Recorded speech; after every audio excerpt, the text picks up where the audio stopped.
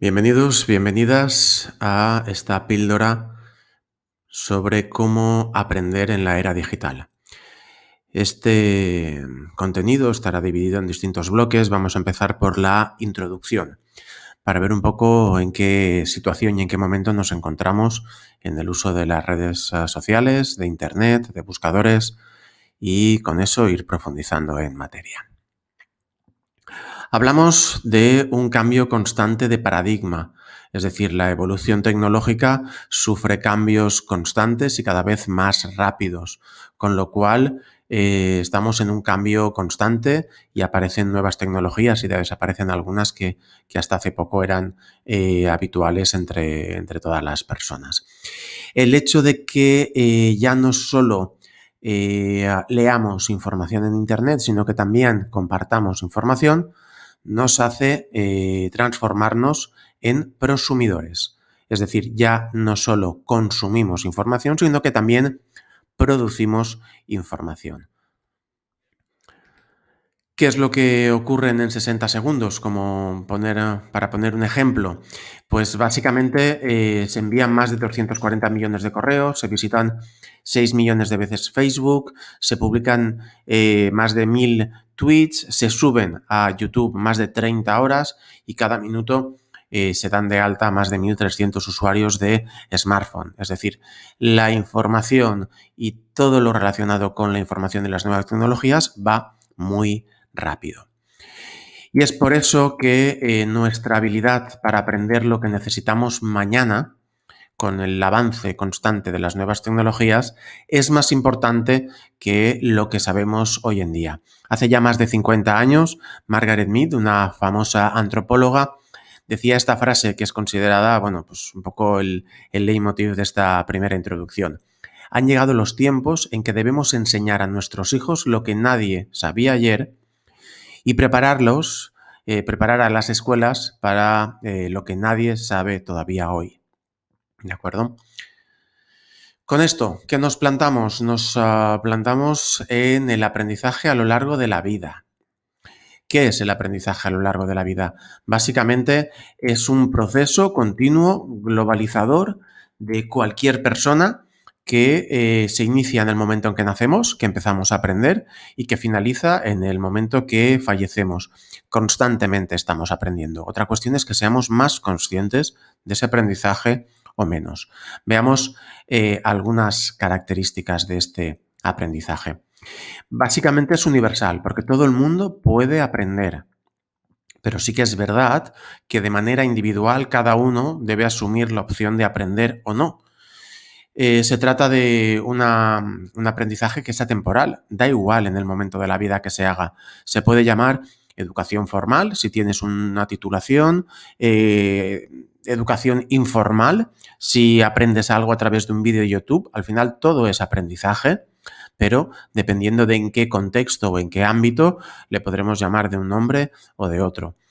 Este carácter de querer aprender de manera constante y ser consciente de él va vinculado obviamente a la innovación y a la mejora del futuro y de la sociedad como personas. ¿Por qué es necesaria? Básicamente por una realización personal, por una integración en la sociedad tecnológica para ser unos ciudadanos activos y que conozcan su contexto.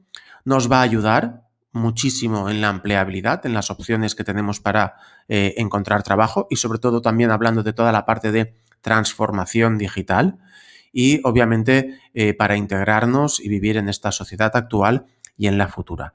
Estas son algunas de las características que nos permite este aprendizaje a lo largo de toda la vida, pero como podéis comprobar y estáis pensando seguramente, hay más.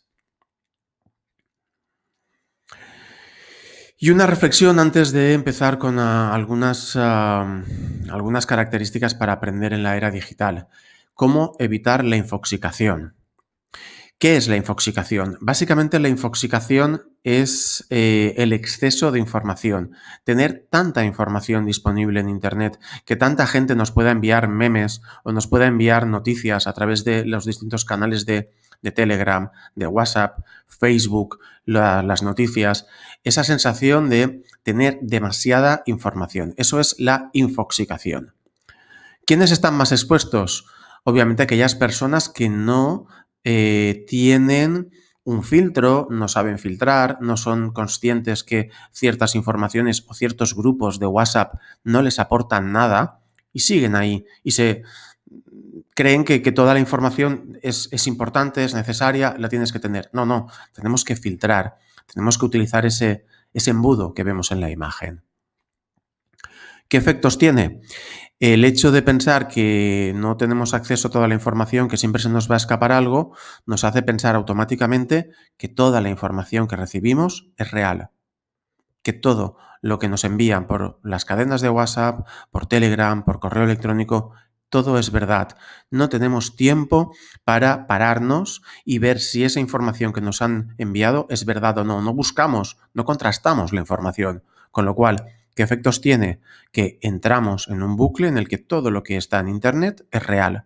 Da igual que sean cosas descabelladas, al final no tenemos tiempo para averiguar si es verdad o no y las damos por buenas y directamente las volvemos a enviar y a reenviar, con lo cual estamos haciendo una cadena de bulos que no es nada aconsejable, ¿de acuerdo?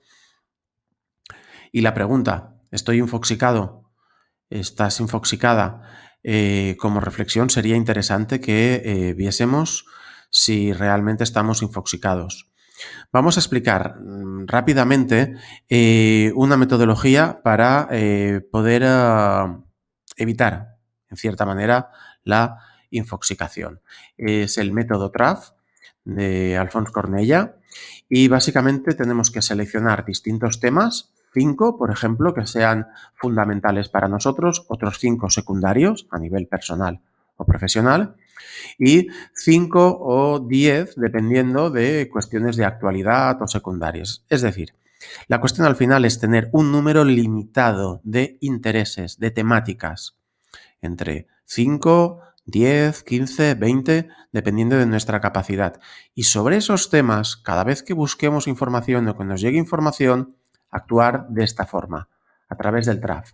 Si no está en los temas de interés, lo tiramos.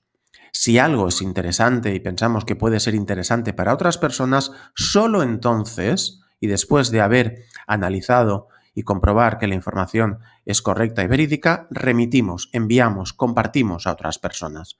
¿De acuerdo? En aquellas fuentes que sean interesantes, fundamentales para nosotros, actuamos. ¿Cómo? Organizándola, gestionándola, guardándola para saber dónde la podemos tener. ¿De acuerdo? Y en las fuentes secundarias lo mismo, las guardamos pensando en cuándo nos pueden hacer falta. ¿Ok? De esta manera lo que vamos a hacer es reducir nuestras fuentes, reducir nuestras temáticas y buscar fuentes que sean interesantes para que nos aporten información y conocimiento y no estemos infoxicados.